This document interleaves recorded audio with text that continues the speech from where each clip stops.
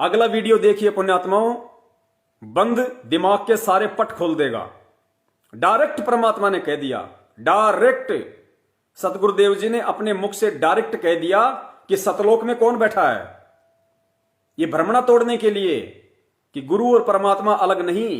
कबीर की भक्ति में, इस सत भक्ति में कबीर ही गुरु रूप में आता है। तो परमात्मा इस सत्संग में, छोटे से सत्संग में, इस सत्संग में 2 पॉइंट है पुण्यात्माओं, हमने पकड़ने पड़ेंगे। सबसे पहला पॉइंट इसमें यह परमात्मा सिद्ध करेंगे कि जिस प्रकार आज हमारे बड़े भाई सतलोक आश्रम मैनेजमेंट हरियाणा वाले, क्योंकि ये लोग खुद घटिया कर्म करते हैं, उल्टे काम करते हैं, राजनीति करते हैं, आरक्षणबाजियां करते हैं, सारे वो कुकर्म करते हैं जो भक्ति मार्ग में आने के बाद नहीं करने चाहिए। इनके पीछे पीछे देखा देखी में इनको श्रेष्ठ भगत समझकर, गुरुजी के परिवार रिश्तेदार वाले समझकर, गुरुजी से काफी सालों से संगति, ये सोचकर कि ये लोग काफी वर्षों से गुरुजी की संगत में रहे हैं, इनको बहुत अच्छा भगत मानकर बेचारी संगत भी भेड़ चाल में जैसा ये करते हैं वैसा करने लग गई, तो परमात्मा की मर्यादाओं से दूर हो गए। उसके बाद में क्या होता है, आपकी आंखों के सामने है अकाल मृत्यु। लोग हिसार तारीखों पे जा रहे हैं, बस की बस टकरा जाती है, 13 लोग मर जाते हैं। अरे याद करो वो दिन जब गुरुदेव ने सत्संग में कहा था, जब राधा स्वामी वालों के सत्संग में एक पूरा परिवार जा रहा था, रास्ते में एक्सीडेंट हो गया था, तो गुरुदेव ने क्या कहा पता है कि कुछ नहीं है वहां पे, काल की भक्ति है। अगर कुछ पावर होती, भगवान होता तो उनको बचाता, क्योंकि वो भगवान के लिए जा रहे थे, सत्संग सुनने के लिए जा रहे थे। क्या उनका गुरु, क्या उनका भगवान इतना भी जानकार नहीं था कि मेरे बच्चे मेरे लिए आ रहे हैं? और जो भगवान की तरफ जो कदम बढ़ाते हैं, क्या उनका नाम खंड होता है फिर? तो पुण्यात्माओं अब क्या हुआ, पिछले 1 साल पहले महाराष्ट्र से 2 बस भर के, आप सबको पता है, हिसार तारीख पे जा रही थी। रास्ते में सुबह के 3 बजे राजस्थान के नागौर में एक सांड रोड पे आ गया अचानक से। ड्राइवर ने उसको बचाने के चक्कर में गाड़ी मोड़ दी, फुल स्पीड पे थी, पेड़ से जा टकराई। 13 भगत मरे, अकाल मौत। 13 भगत, जिनमें सतनामी भी थे, सारनामी भी थे। 13 भगत मरे वहां पे अकाल मौत। और 4 की तो ऐसी मौत हुई पुण्यात्मा, बताते हुए कालजा कांपता है। शीश अलग हो गया था, कट गया था, किसी का हाथ कट गया, किसी का पैर कट गया। चीखते चिल्लाते बिलखते हुए उनको जयपुर रेफर किया गया। जयपुर नागौर से कितना दूर, कम से कम 150 किलोमीटर दूर। 150 किलोमीटर तक सोचो कितने दुखी, कितने पुण्यात्मा, विचार करना पड़ेगा हमें इन बातों पे। क्यों? वो तो गुरुजी के लिए जा रहे थे सर। क्यों एक्सीडेंट हुआ, क्यों मरे? क्या परमात्मा को नहीं पता था कि मेरे बच्चे मेरे दर्शन करने के लिए आ रहे हैं? अरे अगर हिसार तारीखों पे जाने का, हिसार तारीखों पे जाने का अगर गुरुजी का आदेश होता, तो बच्चे तो गुरुजी के दर्शन करने के लिए उनके आदेश से तो जा रहे थे। फिर क्या हुआ? परमात्मा ने क्यों रक्षा नहीं की? क्योंकि वो परमात्मा की मर्यादाओं से दूर थे, क्योंकि वो आदेश गुरुदेव के नहीं, वो आदेश सतलोक आश्रम मैनेजमेंट हरियाणा के अपने मनमुखी आदेश थे। गुरुजी की कानूनी प्रक्रियाओं को और ज्यादा जटिल बनाने के लिए संगत को एक भीड़ के रूप में इकट्ठा करके, ताकि गुरुजी कोर्ट में ना आ सकें। और जब गुरुजी कोर्ट में नहीं आएंगे तो तारीखें आगे से आगे बढ़ती रहेंगी, तारीखें आगे से आगे बढ़ती रहेंगी तो गुरुजी ज्यादा समय तक जेल में रहेंगे। गुरुजी ज्यादा समय तक जेल में रहेंगे तो हम गुरुजी की आड़ में संगत की जेब ढीली करते रहेंगे, ज्योति, दान, पाठ और 10वें अंश के रूप में। तो इस सत्संग में शुरुआत में परमात्मा ने जो संकेत किया है वो ये किया है कि भगत की मौत कैसे होती है, भगत अपना शरीर कैसे छोड़ता है। अरे कबीर भगत की मौत अगर एक्सीडेंट में होगी, तड़प तड़प के होगी, अकाल मृत्यु होगी, तो उस भगत के पास भक्ति नहीं है, वो मर्यादाओं से दूर है। वरना परमात्मा तो कहते हैं पहुंचूंगा क्षण एक में जन अपने के काज, एक क्षण में पहुंच जाऊंगा। जब प्रहलाद भगत को होली में वहां लेके गए अग्नि में बैठाने के लिए, परमात्मा पहुंच गए क्षण में। द्रौपदी का चीर हरण करने लगे, परमात्मा क्षण में पहुंच गए। तो क्या आज नहीं पहुंच सकता था परमात्मा? वो अंतर्यामी मालिक क्या आज अपने बच्चों की रक्षा नहीं कर सकता था? जो 13 मरे थे एक साथ, शायद किसी भी सत्संगी के नहीं मरे होंगे आज तक। लेकिन क्यों नहीं पहुंचा परमात्मा? क्योंकि वो लोग परमात्मा की मर्यादाओं में नहीं रहे थे। वो समझ रहे थे अपने आप को कि हम मर्यादाओं में हैं, हम गुरुजी के दर्शनों के लिए हिसार जा रहे हैं। लेकिन भाई परमेश्वर का सबसे बड़ा आदेश, जैसा कि हम बार बार कहते हैं कि वर्तमान में परमात्मा का सबसे बड़ा अगर कोई आदेश है तो उनकी वाणी है, उनके सत्संग हैं। आज गुरुजी हिसार जेल में शरीर रूप में बैठे हैं। आज अगर बाहर हमारा सबसे बड़ा कोई गुरु है, सतगुरु है, तो गुरु जी का सत्संग है। क्योंकि सत्संग कभी भी भगत को भटकने नहीं देगा, सत्संग कभी भी उल्टा मार्गदर्शन नहीं करेगा, सत्संग कभी भी आपको शंकाओं में नहीं डालेगा। सत्संग भगत का सबसे बड़ा सहारा है। और जब कल को गुरुदेव यहां से चले जाएंगे, अपनी जो भी लीलामय तरीके से उन्होंने समय निर्धारित किया है, उसके बाद भी तो सत्संग ही रहेंगे। आने वाली आत्माएं जो अब कभी अपने गुरु जी को देखा ही नहीं होगा, कभी दर्शन ही नहीं किए होंगे, क्योंकि हजारों साल मार्ग चलेगा, गुरु जी तो रहेंगे नहीं हजारों साल इस शरीर में, बाकी तो जब चाहे जब प्रकट हो जाएं। तो आने वाली जो आत्माएं हैं 100 साल बाद, 150 साल बाद, उन्होंने तो अपने गुरु को देखा ही नहीं होगा, तो वो कैसे भक्ति करेंगी? वो सत्संग को आधार बना के, विश्वास बना के भक्ति करेंगी। तो पुण्यात्माओं, आज हमारा सबसे बड़ा अगर कोई गुरु है तो गुरु जी के सत्संग हैं, वो ज्ञान हमारा गुरु है। और परमेश्वर कहते हैं कि जय तैने सूझे नहीं, रोज नित्य नियम में पढ़ते हैं हम, जय तैने सूझे नहीं। अगर तेरी समझ में नहीं आ रहा, सूझने का मतलब अगर तेरी समझ में नहीं आ रहा कि क्या सही है और क्या गलत है, तो परमात्मा कहते हैं जय तैने सूझे नहीं तो शब्द साखी सुन ले। मेरे जो शब्द और साखियां, मेरी जो वाणियां हैं वो सुन। जय तैने सूझे नहीं तो शब्द साखी सुन ले। और साखी भूत संगीत है, जहां से लाओ ने। उन वाणियों से प्रेम करो, मेरे सत्संगों से प्रेम करो, उनसे ने करो। उनमें वो ज्ञान छुपा हुआ है, वो गहरा संकेत छुपा हुआ है कि तुम्हें क्या करना है, भगत की कैसी रहनी करनी होनी चाहिए, भगत को कैसा चलना चाहिए, कैसा उसकी दृष्टि होनी चाहिए, कैसा उसको उठना बैठना चाहिए, विपरीत परिस्थितियों में, संकट की घड़ी में भगत को किस तरीके से ज्ञान को आधार बना के उनका समाधान करना चाहिए। ये परमात्मा का सत्संग बताएगा हमें, क्योंकि सत्संग सच्चा मार्गदर्शक होता है। और यही मार खा गई 70% संगत, जो सत्संग को आधार ना बना के मैनेजमेंट को आधार बना बैठी। और मैनेजमेंट काल प्रेरित, तो काल प्रेरित लोग खुद भी उल्टे कर्म और संगत से भी उल्टे कर्म। पुण्यात्माओं, सोचने की बात है, जो आदमी बीजेपी को वोट नहीं देगा उसका कभी जिंदगी में नाम शुद्ध नहीं होगा। ऐसा घटिया आदेश आज तक के भक्ति इतिहास में नकली संतों ने भी नहीं दिया होगा, जो आदेश इन काल प्रेरित लोगों ने उस कबीर परमेश्वर का आदेश बता के संगत में दे दिया। तो इस सत्संग में परमात्मा सबसे पहला पॉइंट ये क्लियर कर रहे हैं कि कबीर भगत अपना शरीर कैसे छोड़ेगा। उदाहरण बहुत हैं। इंद्रमती का उदाहरण दिया परमात्मा ने। जब 80 साल की हो गई थी तो परमात्मा ने क्या कहा था कि बेटी चलेगी सतलोक? हां परमात्मा, चलो, बिल्कुल तैयार हूं। यानी भगत जब चाहेगा तब शरीर छोड़ेगा, वो शक्ति दे देगा परमात्मा, वो पावर दे देगा। जिस प्रकार फल होता है, गुरुदेव ने बताया कि जब आम पक जाएगा अपने आप टूट जाएगा। कच्चे आम को तोड़ोगे ना किसी काम का है, और बड़े ही टेढ़े तरीके से टूटता है, इतना जल्दी नहीं टूटता। तो 2 पॉइंट इस सत्संग में परमात्मा ने क्लियर किए हैं। एक कि मेरे भगत की मौत कैसे होगी, और दूसरा परमात्मा एक ऐसा उदाहरण दे रहे हैं, उसके बाद दास समझता है ज्यादा माथापच्ची करने की जरूरत नहीं है कि सतलोक में कौन बैठा है, वास्तव में असली कबीर कौन है, ज्यादा विचार करने की फिर जरूरत नहीं। बलजीत लहरी जो बरवाला कांड में महेंद्र का बराबर का पार्टनर था, पुण्यात्माओं, यहां अगर परमात्मा उस बलजीत और उसके परिवार के विषय में अगर 2 शब्द अच्छे कह रहे हैं तो ध्यान रखना, परमात्मा ने गलत तो महेंद्र के लिए भी नहीं कहा, जबकि साक्षात काल का एजेंट है। गलत परमात्मा ने अपने बेटा बेटी के लिए भी नहीं कहा, अपने बेटी के लिए भी नहीं कहा जो आज भगोड़ा बन के घूम रहा है। तो भगोड़ा बनने वाला कौन होगा, ये तो हमें विचार करना है। गलत परमात्मा ने महेंद्र को भी नहीं बताया अभी तक स्पष्ट रूप से, सीधे तौर पे। जबकि बरवाला कांड किसने करवाया? 18 तारीख की रात को पुलिस की सेटिंग से आश्रम से कौन भाग के गया? आज तक कौन भगता हुआ फिर रहा है? भगोड़ा बन के कौन छिप रहा है? क्या भगत भगोड़ा बन के घूमेगा? गलत परमात्मा ने उनको भी नहीं बताया, और ना परमात्मा बताएंगे। परमात्मा का तो मकसद यह है कि किसी भी तरीके से ये आत्माएं भक्ति पे लगी रहें। परमात्मा दूर नहीं करना चाहते, चाहे दुष्ट हो चाहे सज्जन हो।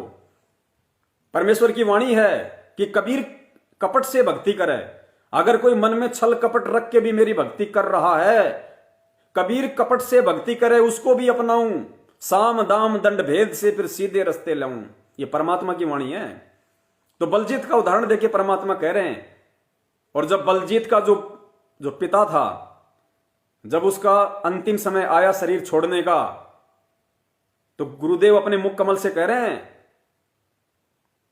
कि उसने शरीर छोड़ दिया और 1 घंटे बाद वो फिर वापस शरीर में आ गया और वापस आके क्या संदेश दे रहा है कि बच्चों अच्छे से भक्ति करना। और भाई मैं तो सतलोक गया था और सतलोक से आ रहा हूं और वहां भंडारे चल रहे हैं, वहां पे गुरुजी बैठे हैं। पुण्यात्माओं, ये बात सत्संग के माध्यम से परम पूज्य सतगुरु रामपाल जी महाराज जी कह रहे हैं, हमारी बंद आंखों के पट खोलने के लिए। उस बलजीत के पिताजी को निमित्त बनाया परमात्मा ने ये शब्द कहने के लिए, ताकि जो बाकी संगत है, जो लोग ये सत्संग सुनेंगे, वो इस बात पे विचार करें, इस पॉइंट को गहनता से सोचें कि वो आत्मा क्या कह रही है कि भाई मैं सतलोक जाके आया हूं, गुरुजी मुझे सतलोक लेके गए थे और वहां तो भंडारे चल रहे हैं और वहां तो सतगुरु बैठे हैं। गुरु बैठा वहां पे अपना। गुरु कौन था उसका? बलजीत के पिताजी का गुरु कौन था? संत रामपाल जी महाराज। तो कौन बैठा था सतलोक में? संत रामपाल जी महाराज। तो इस कबीर भक्ति में इष्ट और गुरु क्या अलग हुए? नहीं हुए। जब हमारा गुरु ही सतलोक में बैठा है, भंडारे वहां चल रहे हैं, तो पुण्यात्माओं सतलोक का राजा तो एक ही है, कबीर परमात्मा।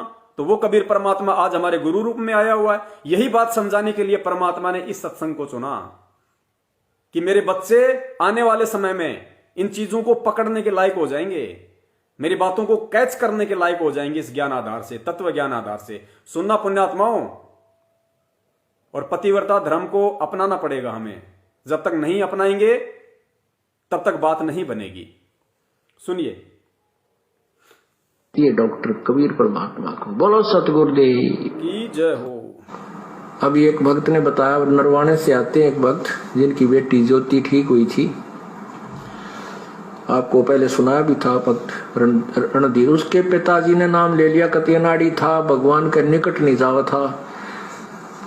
उसने भी उस बेटी अपनी पोती को स्वस्थ हुआ देखा और उसने सारे प्रमाण दिए। उसके बाद उनके पिताजी ने उपदेश ले लिया।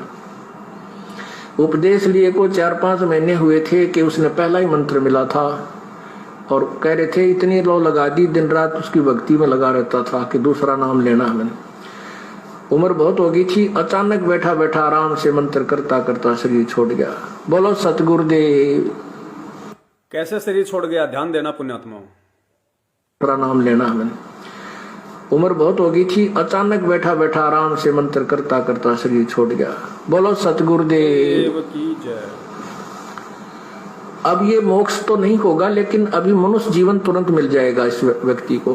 तो ऐसे ही और भी बहुत से प्रमाण हैं। भक्त है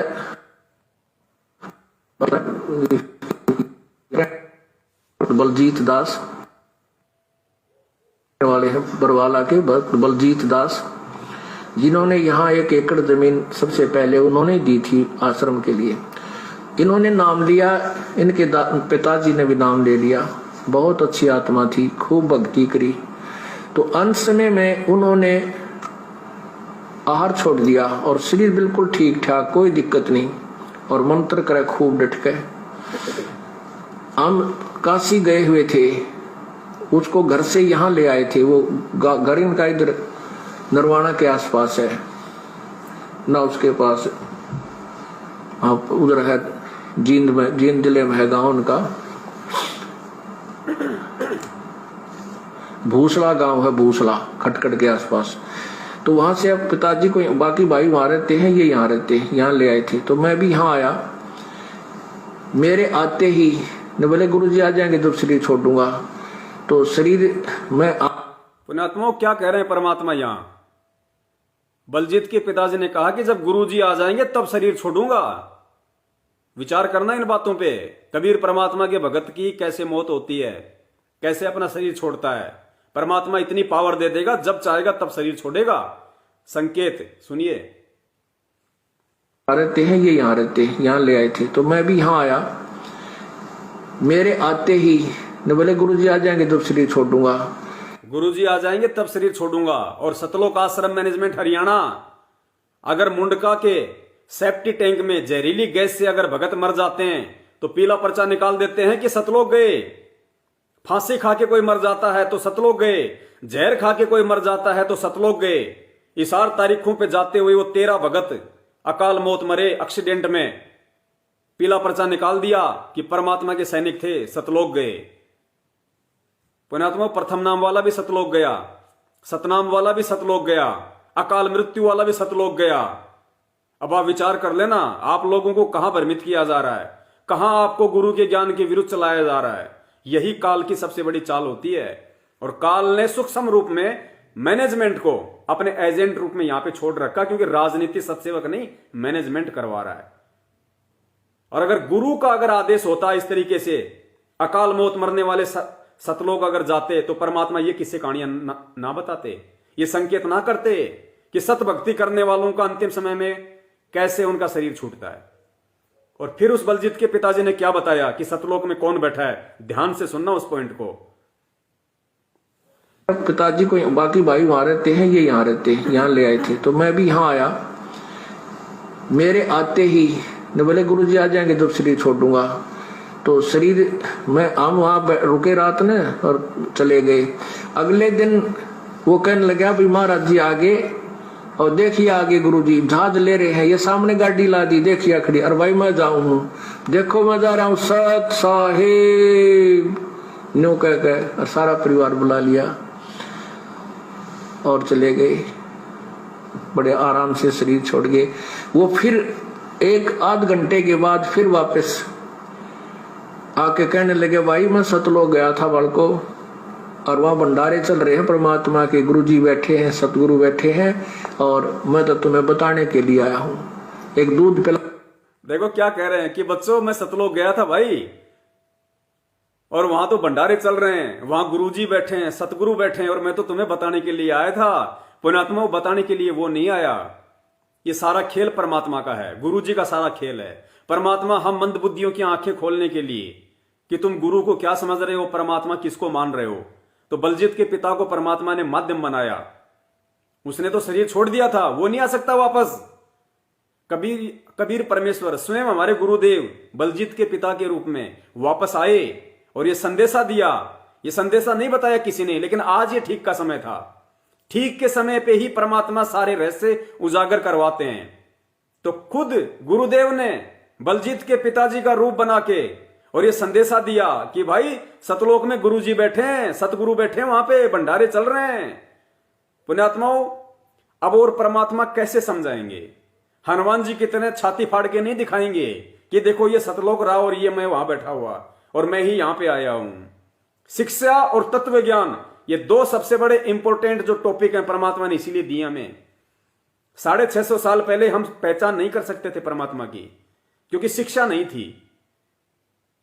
हमारे मन में विकार नहीं थे उस समय, इतने दोष नहीं थे हमारे अंदर, इतना छल कपट नहीं था हमारे अंदर, क्योंकि शिक्षा नहीं थी।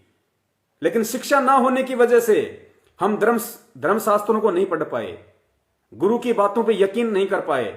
लोगों ने कह दिया अरे काहे का गुरु, तेरा गुरु, ये देख शास्त्र तो संस्कृत में लिखे हैं, तेरा गुरु तो अनपढ़ है, जानता तो नहीं संस्कृत क्या होती है, इसको क्या पता कौन भगवान है, क्या भक्ति है। हमने मान लिया, हाँ यार बात तो सही है, वेद तो संस्कृत में लिखे हैं, गीता जी संस्कृत में लिखी है, गुरु जी अपने अनपढ़ है, जुलाए परिवार में है। तो हमने विश्वास नहीं किया उस समय गुरु की बातों पे, उन पंडितों की बातों पे हमने विश्वास कर लिया, उनकी झूठ पे, उनकी उआबाई पे। इसलिए परमात्मा ने आज हमें शिक्षा दी कि शिक्षा से इनके पाप कर्म भी धोऊंगा, इनके मन की गंदी वृत्ति को भी साफ करूंगा, और शास्त्रों को पढ़ा पढ़ा के कि 650 साल पहले तो मैं अनपढ़ था, मुझे नहीं पता था। वैसे तो मालिक सर्वज्ञ होते हैं, पूरी दुनिया को वो पाठ पढ़ाते हैं, सारी भाषाओं के जानकार होते हैं कि भाई उस समय तो मुझे नहीं था अक्षर ज्ञान, लेकिन आज तो मैं इंजीनियर बन के आया हूं, इंजीनियर बन के, और ठोक के ज्ञान दे रहा हूं, दिखा दिखा के दे रहा हूं, डिक्शनरियों से दिखा दिखा के दे रहा हूं। तो आज तो पहचान कर लो मेरी कि मैं कौन हूं। तो सुनो ध्यान से, परमेश्वर क्या कह रहे हैं। कि सतलोक में गुरु जी बैठे हैं, सतगुरु बैठे हैं। पुण्यात्माओं, ये शब्द सुनने के बाद भी क्या आपके मन में शंका होगी कि इष्ट और गुरु अलग अलग हैं? क्या अब भी आप मानेंगे कि गुरु और इष्ट दोनों अलग अलग होते हैं? क्या अभी भी आप कबीर प्रकट दिवस मनाओगे? क्या अभी भी आप गुरु जी का जन्मदिन मनाओगे? ये विचार आपने एंड में करना पड़ेगा। वीडियो बहुत लंबा, ध्यान रखना पुण्यात्माओं। एडी से चोटी तक आज परमात्मा सारा भ्रम निवारण करवा देंगे, धैर्य बनाए रखना। और बीच में हमारा वीडियो डिस्कनेक्ट हो गया, कोई बात नहीं, हम दोनों को जोड़ के यूट्यूब पे डालेंगे। और यूट्यूब वाली वीडियो की हमने फिर ज्यादा से ज्यादा सेवा करनी है, हमारे भाई बहनों तक ज्यादा से ज्यादा फिर ये संदेश हमने पहुंचाना है। एक बार दोबारा सुनो परमात्मा की वचन। वो फिर एक आध घंटे के बाद फिर वापस आके कहने लगे, भाई मैं सतलोक गया था बालको, और वहां भंडारे चल रहे हैं परमात्मा के, गुरु जी बैठे हैं, सतगुरु बैठे हैं, और मैं तो तुम्हें बताने के लिए आया हूं। एक दूध पिलाओ मेरे को, थोड़ा दूध पिलाओ। वो अपने फ्रिज, बोला ताजा दूध लाइए, फ्रिज मत निकाल कर ले गए। बोले ना, तो ताजा को नहीं। फिर एक और भगत था, उनके गाय थी या भैंस, वहां से दूध लाए। जो बलजीत के पिताजी को क्या पता कि भाई फ्रिज में ताजा दूध नहीं है? बलजीत के पिता को कैसे मालूम पड़ता कि फ्रिज में ताजा दूध नहीं है? किसको मालूम पड़ सकता है? अंतर्यामी को, परमात्मा को। पुण्यात्मा ये इशारे हैं, इन इशारों को समझना पड़ेगा। और वहां भंडारे चल रहे हैं परमात्मा के, गुरु जी बैठे हैं, सतगुरु बैठे हैं, और मैं तो तुम्हें बताने के लिए आया हूं। एक दूध पिलाओ मेरे को, थोड़ा दूध पिलाओ। वो अपने फ्रिज, बोला ताजा दूध लाइए, फ्रिज मत निकाल कर ले गए। बोले ना, तो ताजा को नहीं। फिर एक और भगत था, उनके गाय थी या भैंस, वहां से दूध लाए। जो एक कटोरी दूध पी कर बोला, भाई मैं चाला, बच्चों लगे रही हो, ये पूर्ण मार्ग है, पूर्ण परमात्मा आए है। उस दिन के बच्चों लगे रहियो, ये पूर्ण मार्ग है, पूर्ण परमात्मा आए हैं। कौन है फिर पूर्ण परमात्मा? कबीर जी पूर्ण परमात्मा है। और क्या बोल रहे हैं कि बच्चों लगे रहियो, ये पूर्ण मार्ग है और पूर्ण परमात्मा आए हुए हैं। पुण्यात्माओं, ये बातें गुरु जी अपने मुख कमल से बोल रहे हैं। आज हमने आंखें खोल लेनी चाहिए। सतगुरु सत्संगों में ही संकेत करेगा, इशारे करेगा। जिस प्रकार 650 साल पहले गणिका माई को मैनेजमेंट के द्वारा परेशान किया जाता था, उसको गंदी कहा जाता था कि तू गुरु जी की बदनामी करवाएगी। परमात्मा ने, वो अंतर्यामी थे, उनको सब पता था कि कौन परेशान कर रहा है। परेशान करने से पहले भी मालिक को मालूम था कि कौन इसे परेशान करेगा। गणिका से भी परमात्मा ने पूछा अपनी उस बहन से, बेटी से, तुझे कौन परेशान करता है? उसने नहीं बताया। क्या अंतर्यामी को पता नहीं था कि इसे कौन परेशान करता है, कौन इसे भला बुरा कहता है? लेकिन परमात्मा ने किसी को भी बुला के नहीं कहा कि तू इसको क्यों परेशान करता है और आज के बाद इसको परेशान नहीं करेगा। परमात्मा ने क्या तरीका अपनाया? सत्संग। सत्संग के माध्यम से परमात्मा ने सार्वजनिक संकेत किया कि भाई कुष्टी हो चाहे संत बंदगी कीजिए, और अगर हो वैश्या को विश्वास चरण चित दीजिए। अगर वैश्या भी अगर ज्ञान समझ के भक्ति में लग जाए, उसको वैश्या मत समझो। फिर परमात्मा ने सत्संगों में संकेत किया।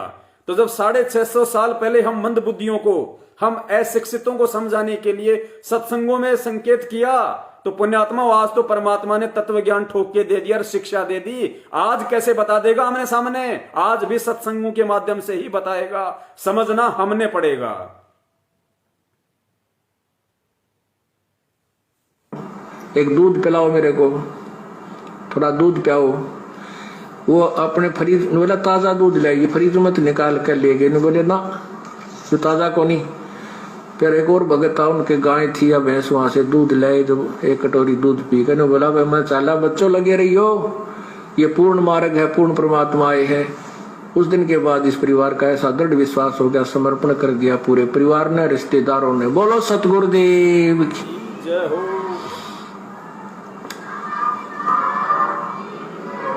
सत साहिब।